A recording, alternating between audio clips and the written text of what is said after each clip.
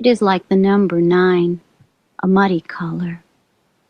It is the Mexican records my father plays on Sunday mornings when he is shaving. Songs like Sobbing. It was my great-grandmother's name, and now it is mine.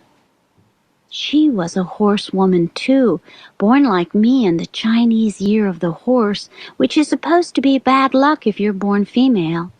But I think this is a Chinese lie, because the Chinese, like the Mexicans, don't like their women strong.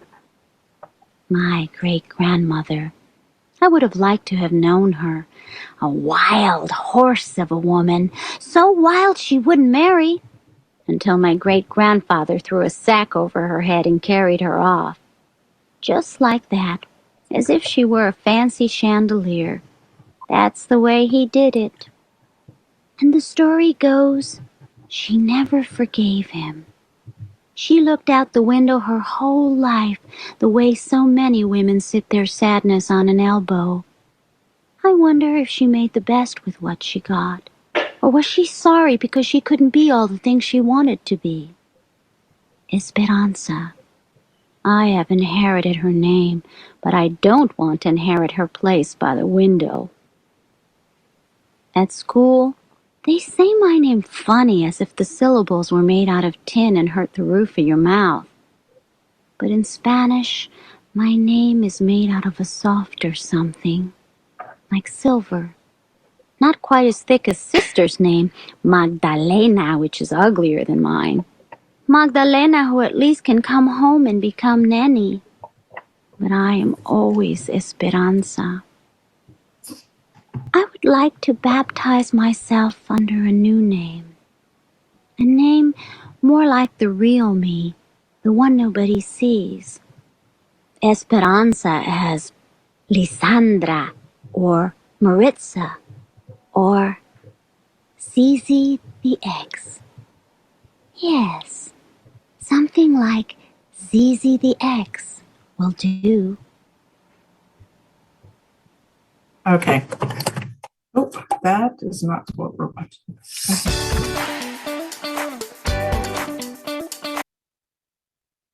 Okay. I don't know why my link didn't work. That's okay. So that was Sandra Cisneros and my name.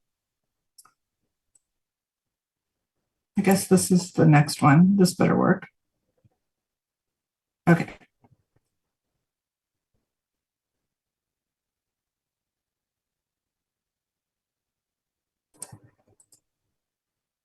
Got it from my birthday. So, my family named me Ozamaka. That's my full name. It means the road is good. Isn't that a beautiful name? Thanks, Mom. I got it from my birthday. So, Ozamaka. But I grew up in a small New England town, and there weren't a lot of Nigerian Americans living in my region.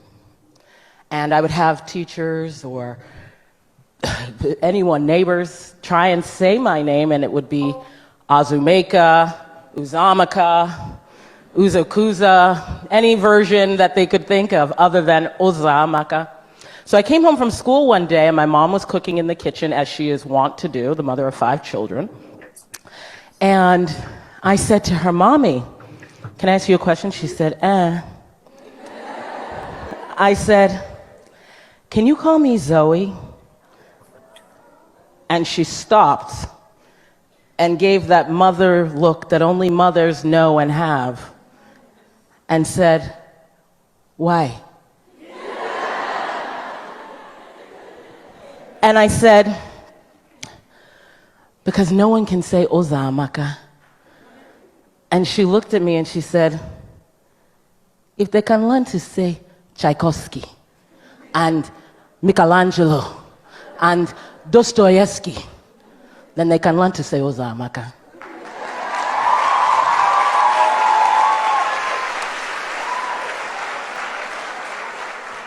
And I never asked her again. And what is amazing now, standing in my womanhood, in my power, is I wouldn't change my name for a second. I'm so proud of that name and what stems behind it and what it represents.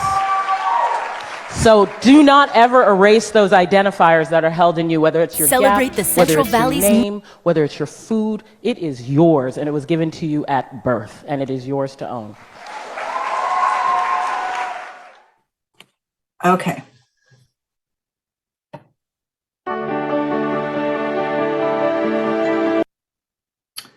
All right. And then the last thing we're going to do is on this page, that says, hello, my name, it's slide 13. And there's an article that I want you guys to read. So click for the article right there. And it's this National Board article.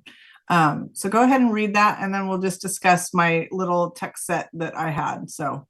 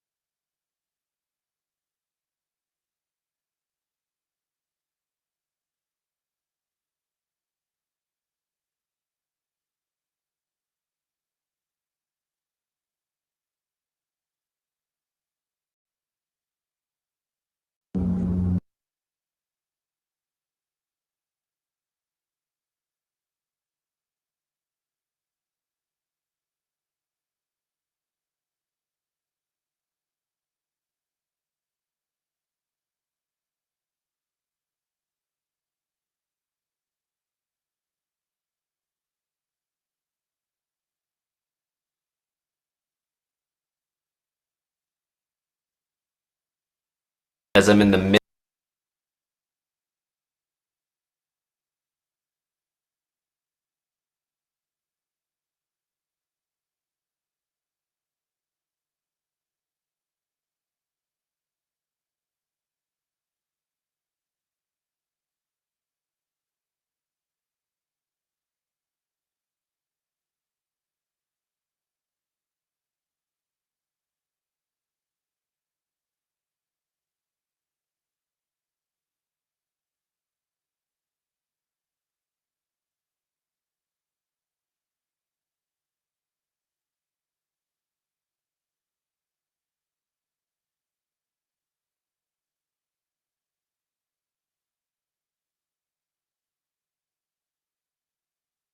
In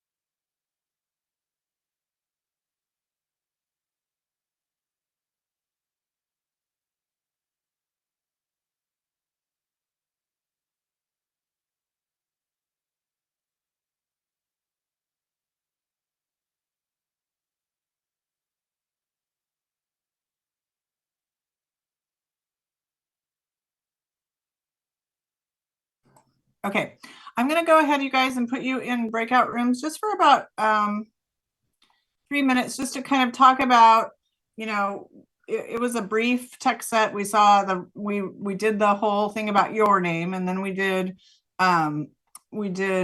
Sandra Cisneros' My Name, and we did the glamour story about Asu. Oh, I can't remember her name. Asugana, whatever. I love that glamour video anyway.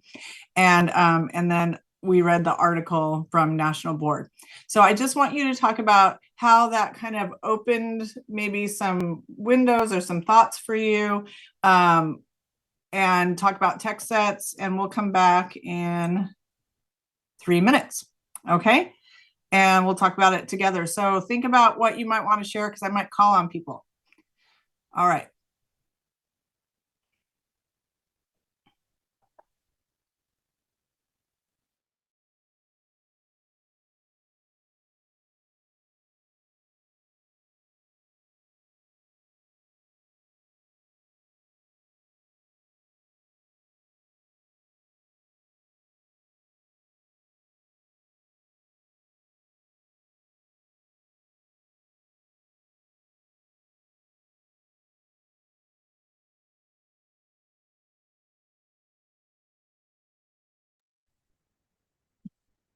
So sorry, I missed the question.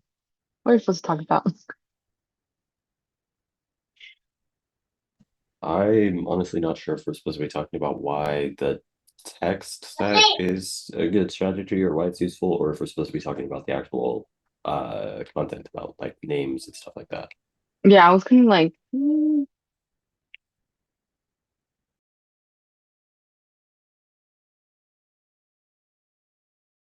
Looking at the slide, I think we're supposed to talk about how the text set experience was and how, why we might use that and how. yeah, I think so. Let's see.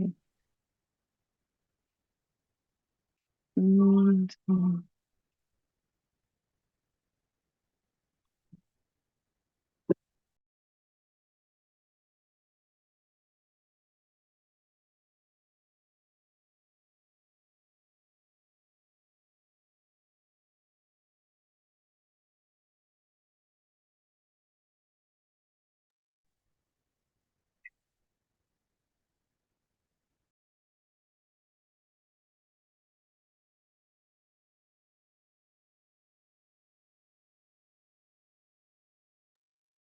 I guess this particular text set obviously relates to what we're doing right now. It connects to things that we've probably seen, or maybe even some of us maybe have even experienced in the past. And that kind of promotes our critical thinking and makes us think about what we might do in our own classrooms uh, to create a learning environment that's inclusive and welcoming for all students. Yeah, I agree. Also, kind of like will increase engagement of students probably as well too. Strengthen their vocabulary, stuff like that, I think. Honestly, I'm not gonna lie, this is the first time I heard about text sets, so whatever I picked up from today is kind of like what I'm giving out.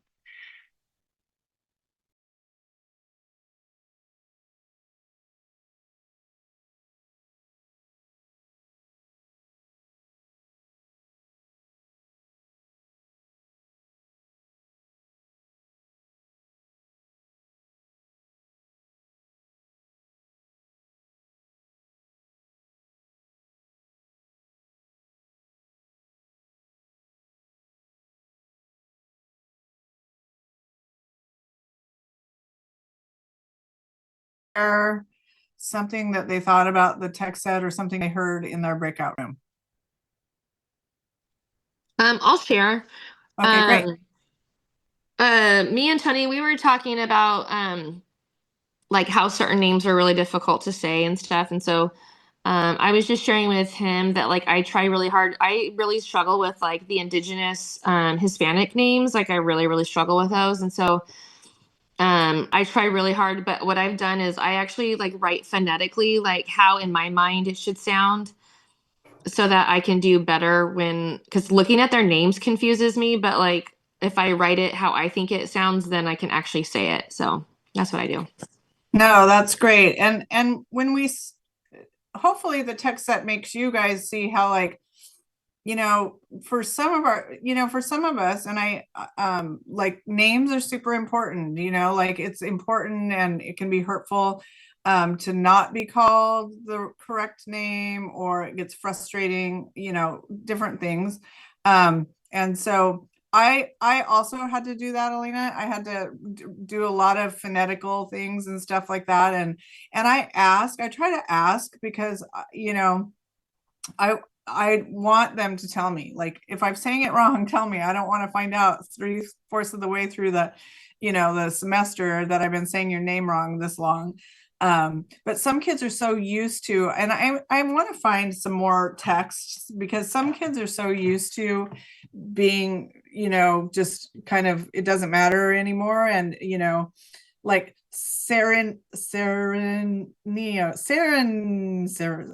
okay, say your name. Serrano.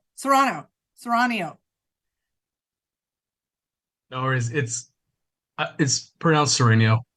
Serenio. There you go. Okay. Mhm. So, but I mean, you have a hard name, so I'm sure it's mispronounced constantly. And I'm sure, like, you're like, I'm used to it, it's no big deal. And but sometimes it can get kind of annoying. Like, I know my last name is Tompkins, UC Tompkins, and I had a lot of students that could not pronounce Tompkins. Because they couldn't do the SK. It's I think part like the skins, so they would call me Miss Tompkins all the time.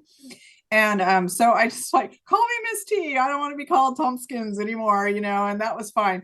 But and I understand that sometimes, like, we don't have the same like, in different cultures, the way that we, like, roll your R's in Spanish is different. Like, I have a hard time with that, so we have to be careful how we do that. But anyway, but it can be annoying. So anyway, so, like, for you guys, I like when you tell me if it's wrong, and I try to do it as best I can, but sometimes I just mess up. Anyway, who else had a thought about the text set?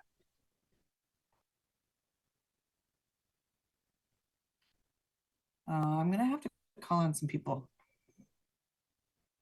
How about Chris? Yeah, I really enjoyed it overall. I thought it was nice having kind of like one text source, one that was more auditory, and then the video that was also incorporating like a visual aspect. I think that's really beneficial for a lot of learners because there are a lot of times that certain students will gravitate towards one of those specifically. So having like a resource bank where you have all of those different options, it's kind of guaranteeing that you're going to get more engagement from students overall. Maybe they won't connect 100% with all of the items in the tech set, but it's definitely promoting that differentiation, which I think is great. Awesome. Yeah, I really do like the differentiation aspect of it as well. So that's definitely helpful. And giving different perspectives of, like, Esperanza, who really didn't like her name and how it made her feel and all of that stuff. And then the gal from the Glamour one, like, people can't pronounce my name, so can I just be called something else? And Mom's like, hey, if they can pronounce these things, they can definitely pronounce your name. So and that our name is something that's important to who we are. And then I liked the article just because we're all teachers, right? So we have to think about the teaching and how names affect people. And as secondary teachers, you guys, names are hard. I mean, I used to have a hard time getting my 170 whatever students' names down, and especially, when I was a teacher at Sunnyside, I had so many Asian students, and I just could not, I was like, I just can't keep them straight. This is hard for me. And but I got, you get better at it as you try to find distinguishing characteristics in their personality and what you can associate and all kinds of different things with names. But at first, that was like when I was a young teacher, and it was really difficult for me. So anyway, any other thoughts about just text sets in general, or have you ever used a text set, or how might you use a text set?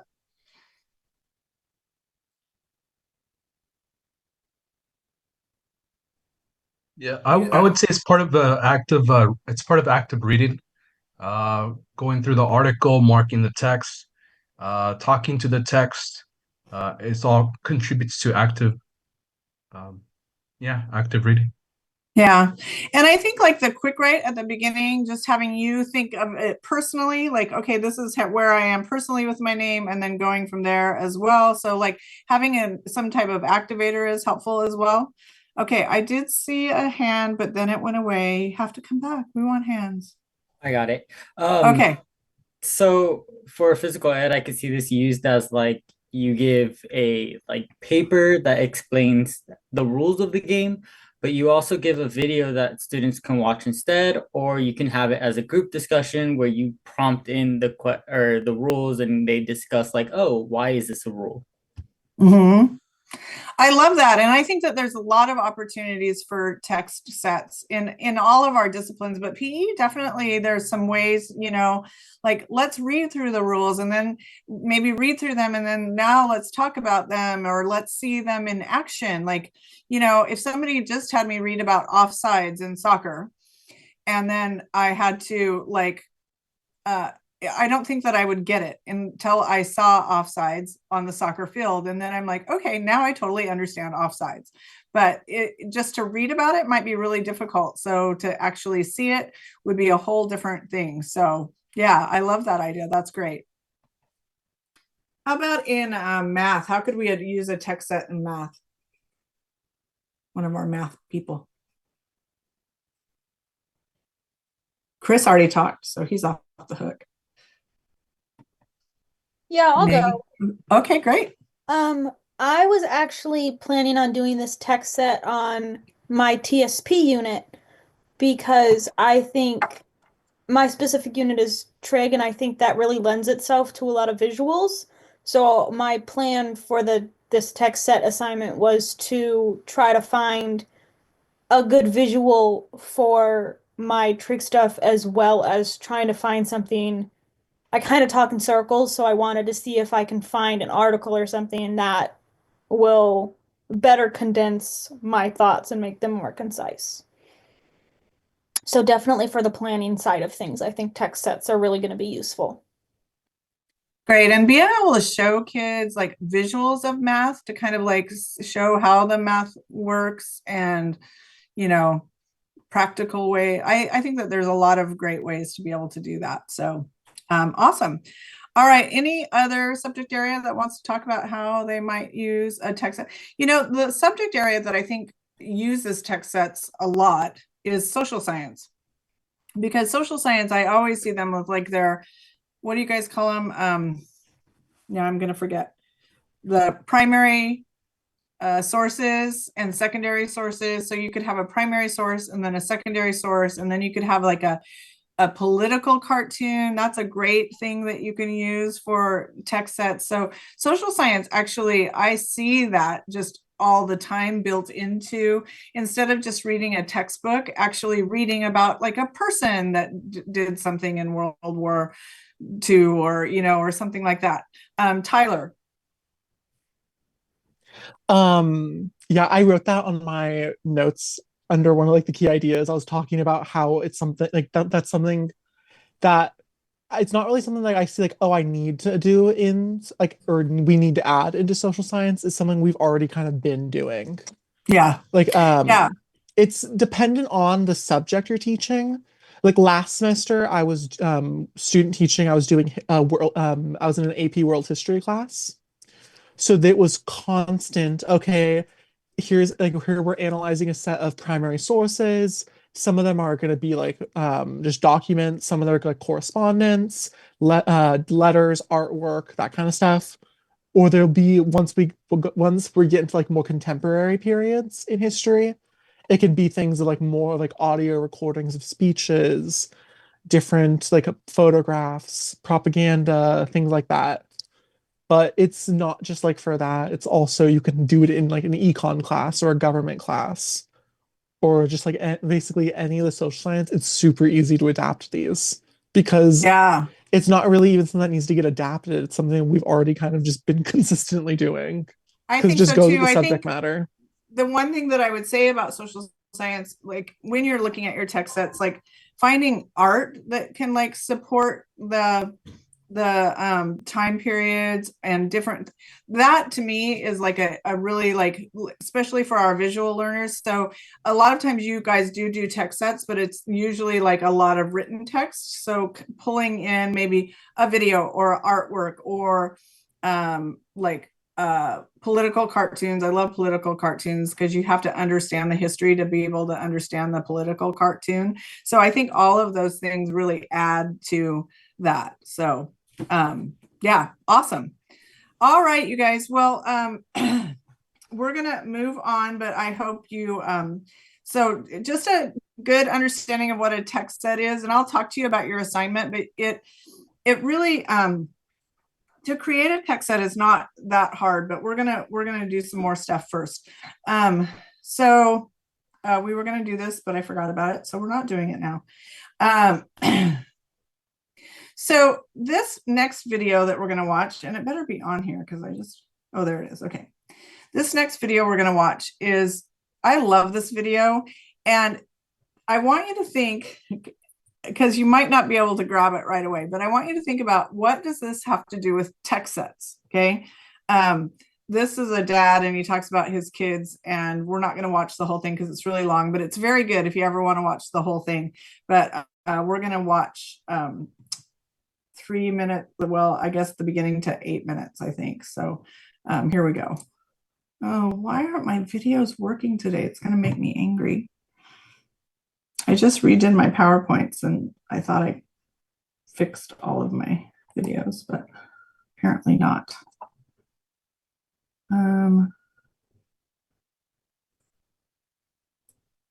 What is this guy's name? Michael, whatever.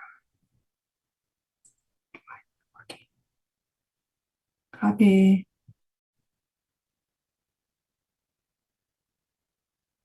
Let me see if I can find it real quick.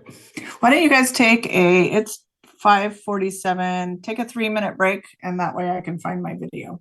Okay.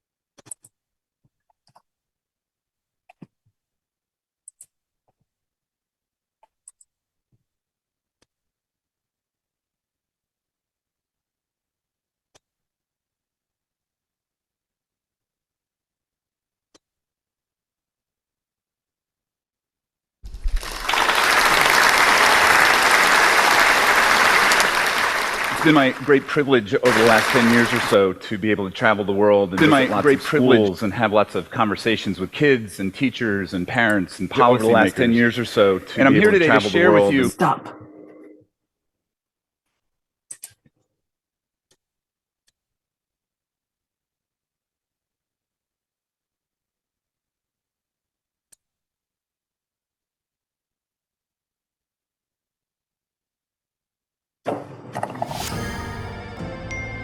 And we're back. The team is looking down the barrel of a 4:55 meeting. They're gassed, Jill. Can they turn it around and make this meeting an email? It's going to be a tough shot.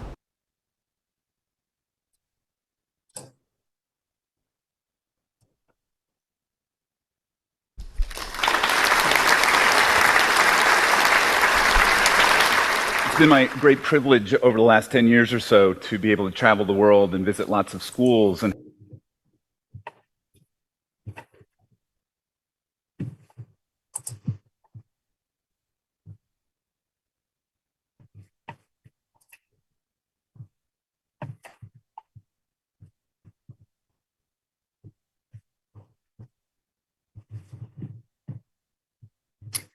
All right, you guys, come on back.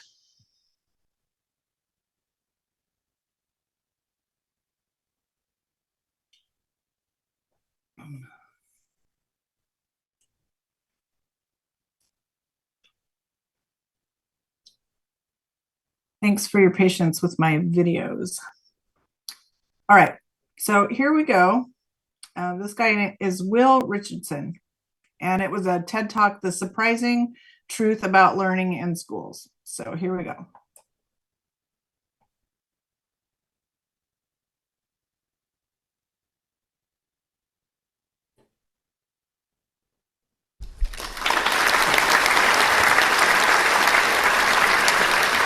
it's been my great privilege over the last 10 years or so to be able to travel the world and visit lots of schools and have lots of conversations with kids and teachers and parents and policymakers. And I'm here today to share with you kind of a surprising truth about learning in schools that I've gleaned from those conversations. It's actually a pretty challenging truth. It's something that might make us a little uncomfortable, both at a personal level and at a systems level. But before I share that truth with you, I want you to take a moment and just think a little bit about what it is that you believe about how kids learn most powerfully and deeply in their lives. What are the conditions that need to be present in order for kids to learn in a sticky way, learning that stays with them, learning that they can build on as they go through their lives? I think if I could get into most of your brains right now, I'd find a very consistent range of answers, answers that basically come from our own experience as learners. Over the last couple of years, I've actually asked that question to about 50,000 people at various conferences, presentations, workshops, face-to-face conversations that I've had. And I'm going to guess that most of what you were thinking is what they were thinking as well. I'm going to predict that most of what you were thinking is coming from this kind of built-up stock of intuitive knowledge, intuitive common sense knowledge that we have about learning. Seymour Papert is one of my best teachers. And I think he's right.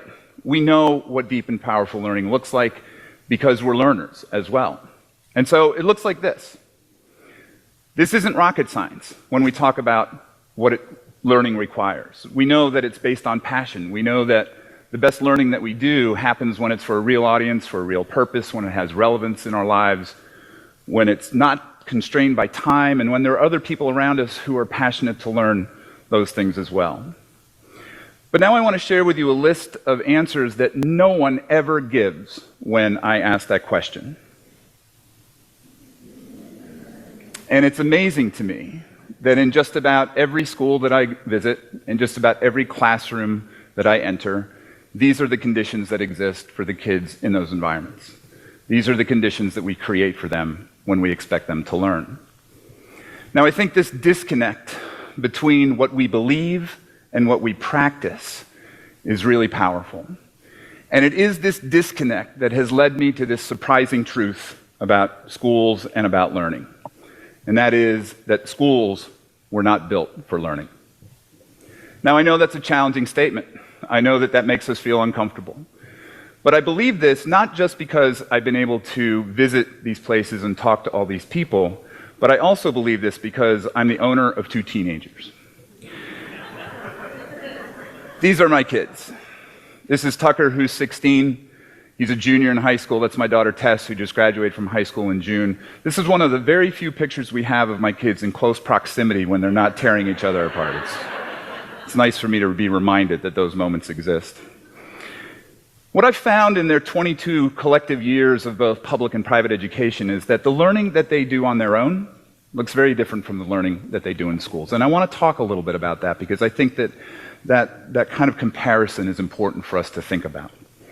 My wife wanted me to title this presentation, The Science of Kale and Basketball Math. And the reason she thought that would be a good idea is because these are the things that my kids have a passion for right now. My daughter is probably the healthiest, fittest person that I know. She is constantly engaged in communication with other people online, with other experts on what to eat, what to cook, what recipes there are, how to exercise. She basically has built a curriculum around health over the last 2 years with very little help from school. She was actually devastated a couple months ago when she learned there is such a thing as too much kale. Did you know that? You can have too much kale. My son, as you can see, is a basketball player. That's his passion. He loves to play basketball, and he has learned a great deal of math. In fact, I think he's probably learned more math that's going to serve him well in his life through his passion for basketball than the math that he's learning in school. He has a number of fantasy teams. He's constantly looking for statistics and predictive analysis on which people to draft, which players to keep. He is engaged in the box scores whenever teams are playing, and he's thinking hard about numbers in ways that are relevant to him and powerful in his life. A couple months ago, actually, we were watching an ESPN sports science segment where he learned that Steph Curry's shot has a much higher arc than LeBron James' shot, and that Steph Curry's shot, because of that, actually has 2 times the potential to go in the basket than LeBron's does. LeBron has to be really accurate. So Tucker, at that moment, went out in the driveway and started shooting a very high arc on his shot, to the point where he actually had to cut some branches off the trees that were above the goal because he wanted to practice that. And it worked. He's been shooting and playing a lot better based on his knowledge of numbers. Now, basically, my kids live at a moment where they can learn about these things that they care about, whether it's kale or basketball or whatever else, because they live in a moment of abundance. They have abundant access to the sum of human knowledge, to 3.5 billion people, to almost 1 million apps and technologies that exist in the devices that they carry around in their pockets.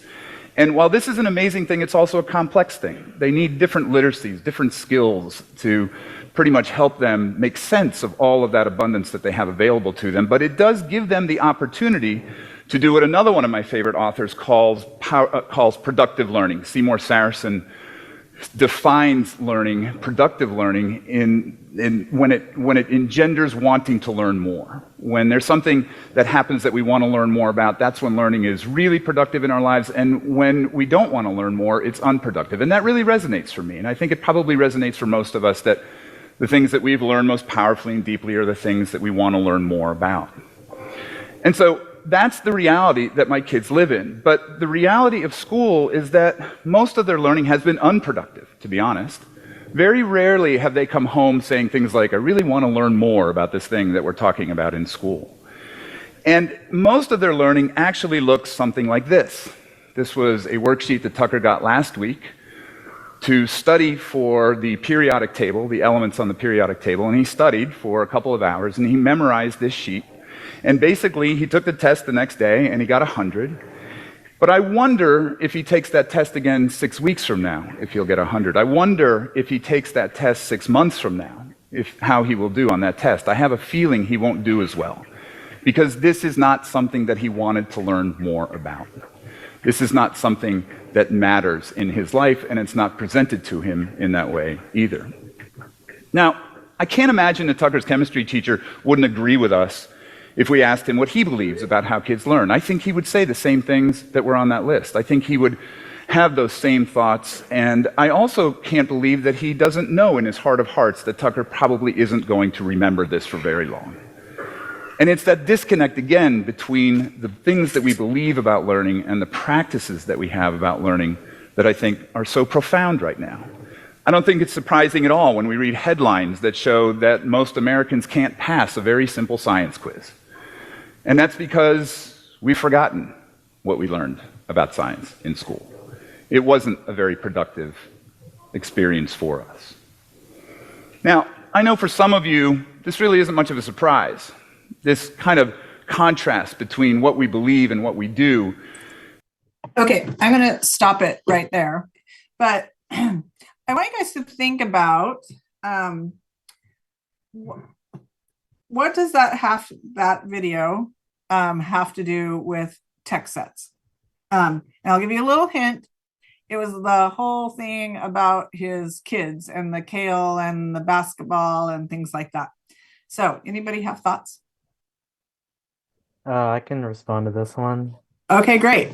So what text sets can kind of do is that you can kind of build stuff that you think that will engage your students and like will sort of play to their interests, and that way it makes them kind of see like what they're learning about in class is like relevant to them, and that um you're sort of communicating to them that like you're putting in effort to do things to like understand them, right? And so it makes it more memorable when it's something that they find interesting and like relevant.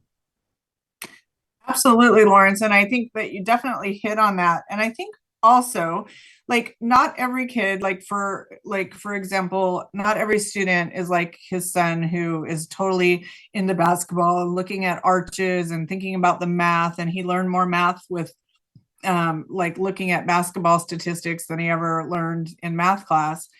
But we could have like some, find out what our students' interests are and say, like, try to like parallel it with some of that stuff. Like, hey, Lawrence, I know you're really into basketball. Why don't you look at this and come back to class with some more information on that for us? And why don't, or find out what they're interested in and let them find their own text that relates to that, like relates to what you're talking about with the things that they love too. So letting them do some research as well. So anyway, any other thoughts on that?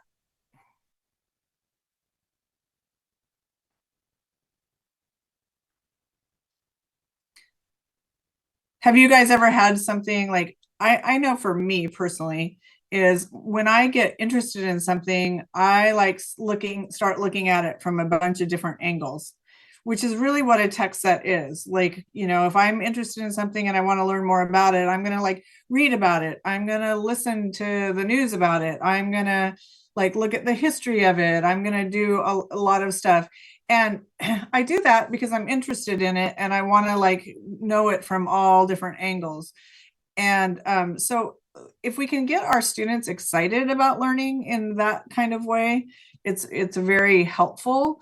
And I really liked a lot about that video because he's just talking about a lot of what I've talked to you guys about is like, we don't want to be the teacher that's just the set and the get and the memorize and things like that. We want to be the teacher that like, inspires and gets them thinking and wanting to learn more about something. And so in order to do that, we do need to kind of figure out, some things that are interesting to them. And it could be, things at your school that are like important at the school at the time, like say the volleyball team's doing really well. Let's look at the volleyball stats and see where we are in, a math class, or come up with some kind of, I even have heard like changing the, like when you have questions about something, changing the names to like students in your class, like instead of just these random people, if you're like had a math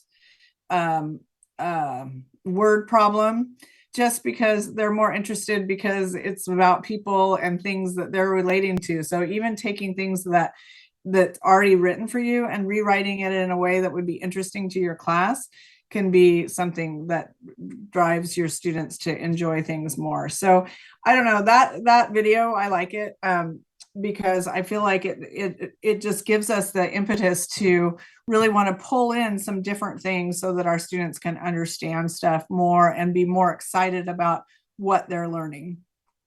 All right, so we're going to do a little activity right now. I think I have all of your subject areas here, except for I don't have PE. PE, you guys, well, first of all, I will say these are ideas that I came up with, but you can like totally do whatever you want. So what you're going to do in your breakout rooms is you're going to try to create a text set about something. So like your PE people, you could like think of a sport that you want to do it in or something like that. Or, some kind of like physical exercise or muscle that you're going to talk about in a bunch of different ways. These were just thoughts, but like in ALA, you could use a novel and create a text set around that. In ag, maybe global warming or climate change, math, stock market, or some type of sports, music, your choice, art, your choice, social science, a piece of history to look at in a text set. And so I just want you to come up with like 3 to 4 texts that you could have. And the little caveat at the bottom is, remember that text is not just something you read. It's a video, graphs, charts, articles, books, magazines, podcasts. So it's all of those things. So I just want you to kind of think about it in your subject alike groups.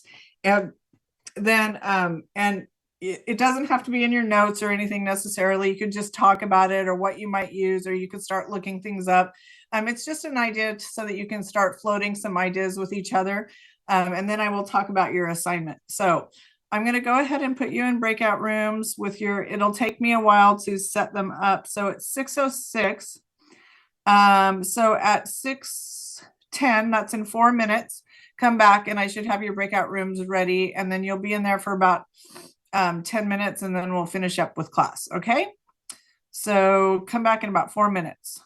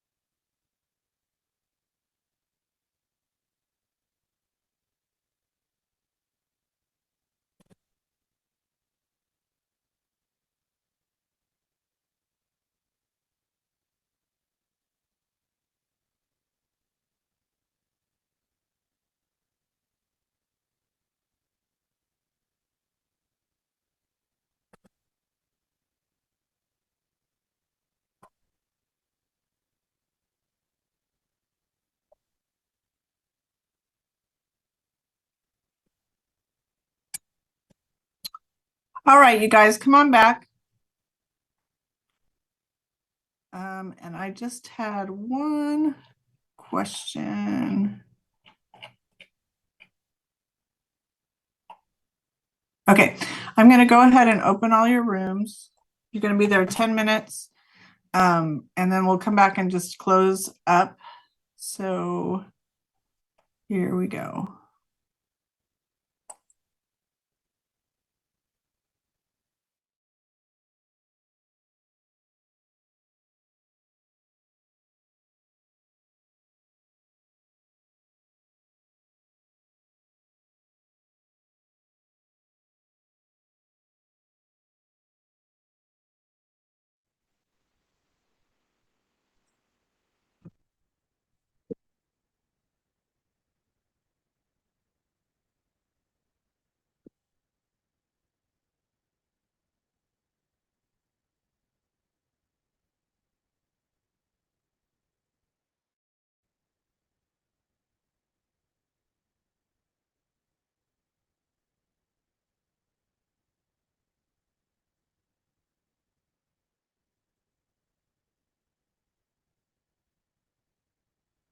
Entonces podemos escoger un tema como fácil, ¿no?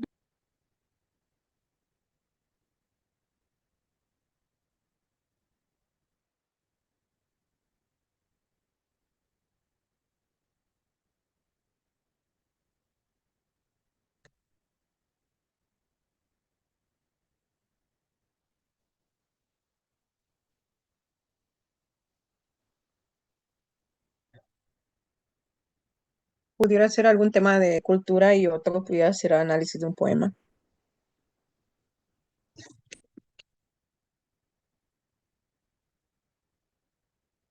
Ya.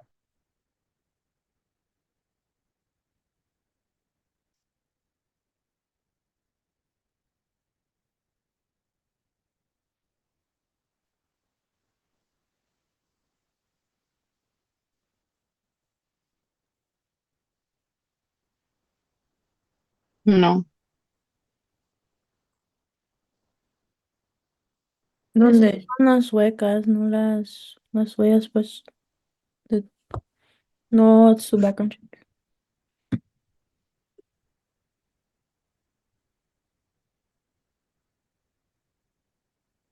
Ahí dependería de tu distrito. Yo lo pagué para el permiso de sustituir, pero no para las prácticas.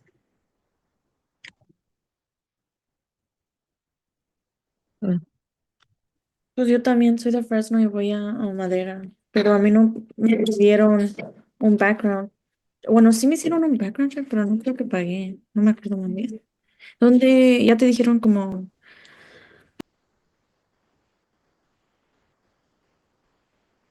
fuiste a la oficina?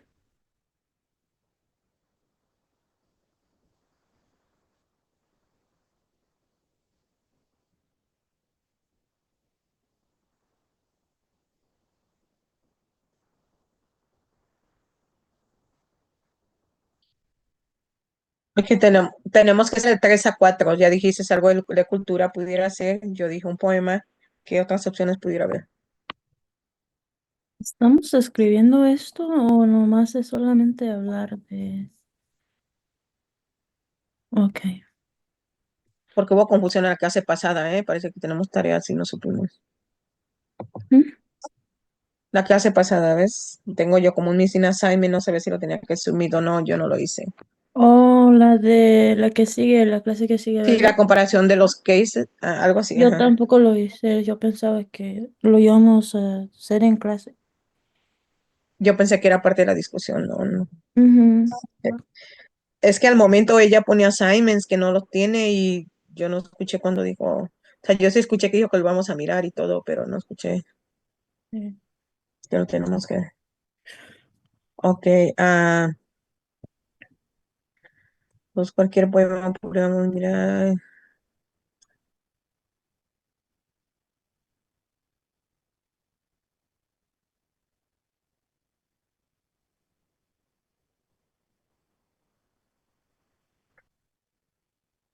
¿Sería un mismo tema entonces?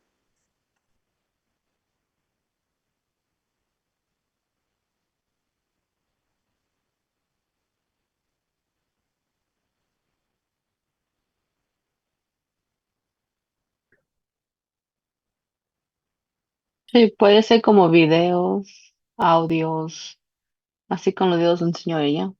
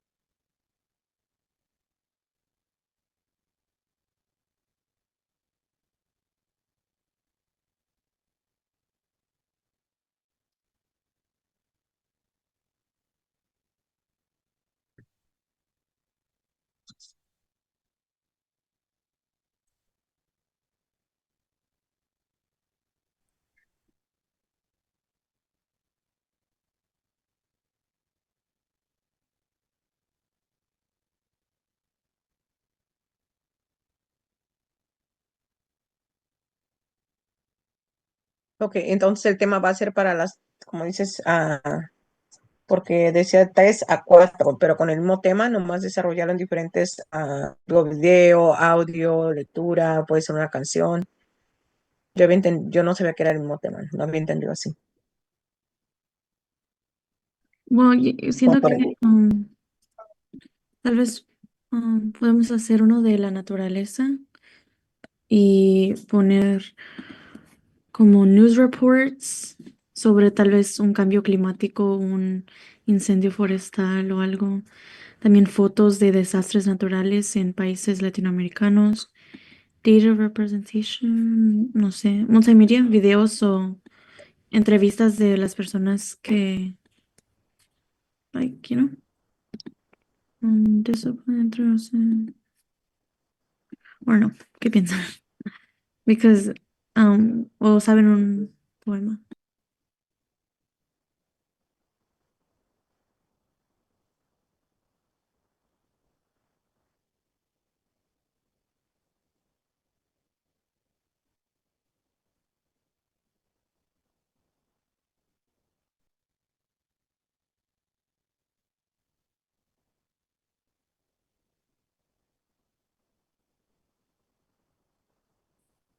Entonces el tema que va a ser naturaleza.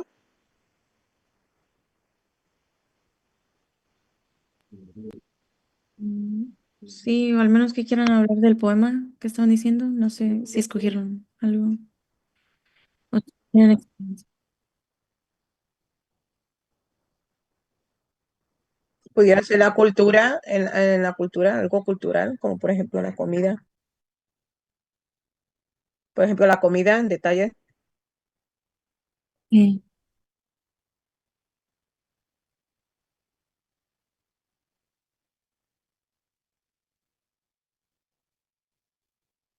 Puede ser más específico como el Día de los Muertos.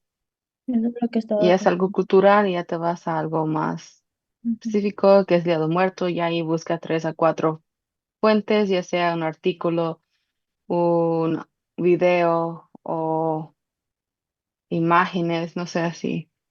Yo creo lo que es un text set. No, de verdad, estoy medio confundida, pero yo lo entendí así. Aunque sea Pero cualquier así tema todo lo pudiera entendí. ser así, está bien como dices.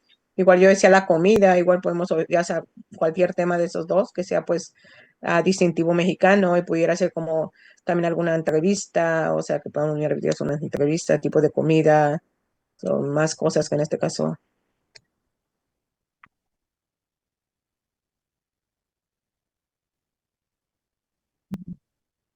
Ya. En Yo este creo caso sería comida en general, no algo específico, pero sí abarcaría como lo más que se puede de, creo que lo de como comida es bueno.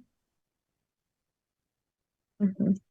Cualquiera también de los muertos está perfecto porque sea como sea, También. este patrimonio cultural de México, ¿no?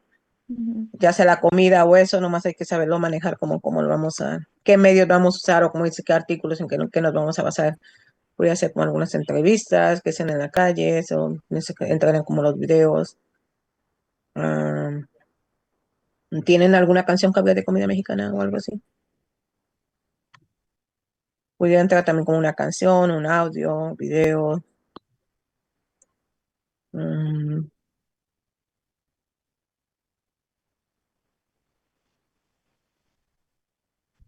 no, pudiera ser como patrimonio nacional, pero nada que ver con la comida. No, ay, no sé.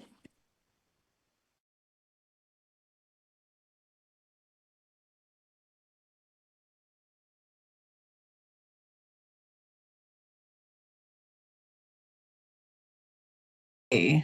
Um, so just out of curiosity, someone from art want to tell me what you guys came up with? Sure, that'll be me.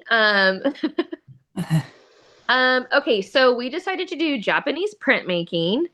And so we found a really famous print called The Great Wave off Kanagawa, and that's a very iconic print and image in art.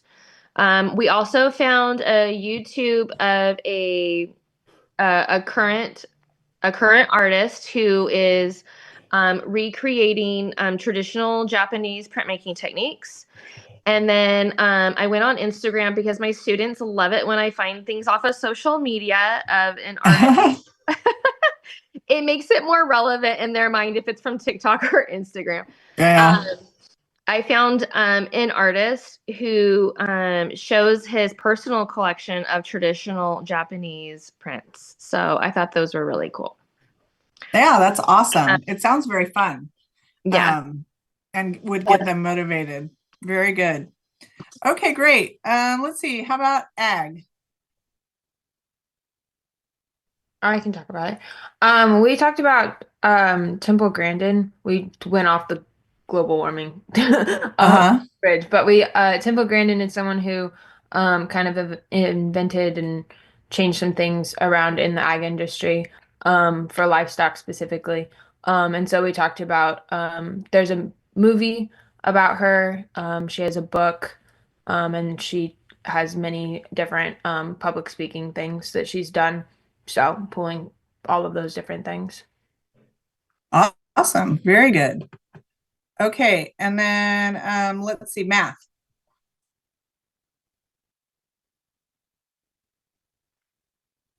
I can share.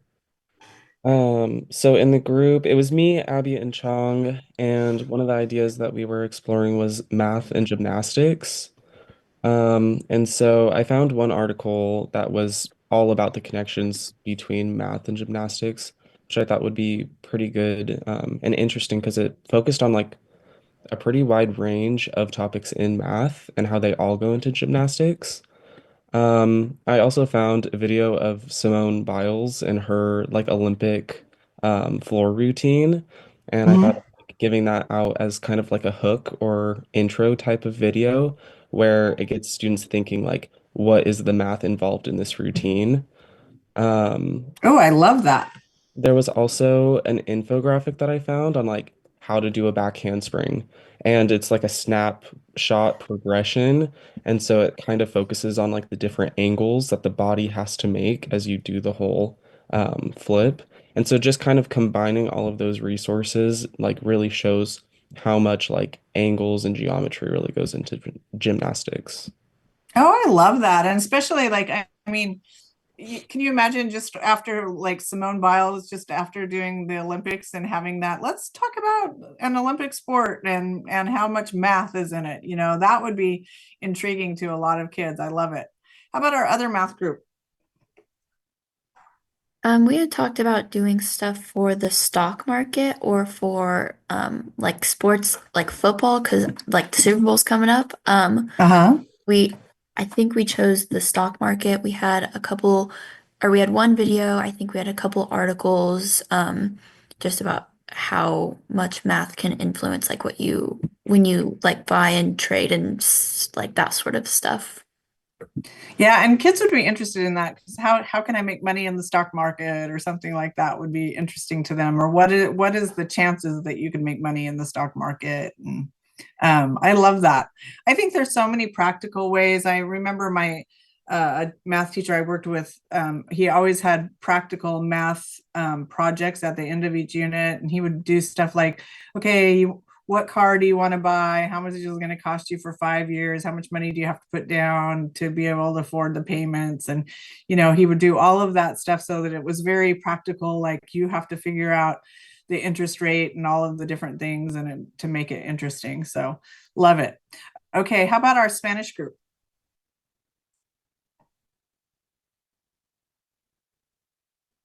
Okay, I can go. We talked about how we can use the topic food and kind of break it down maybe to certain like places of Mexico, not just in general Mexico, and find text about tradition, traditional foods and videos, and even possible interviews or type of recipes as well that can help the student. I love that. You could even do like menus and going to restaurants and what do you want to order and all kinds of stuff with that. So make it really practical. Love it. Okay, awesome. How about our PE group? I got this. So we went the nutrition route and decided that we would do more of a like, our students are trying to build muscle. Let's talk about these proteins and how using protein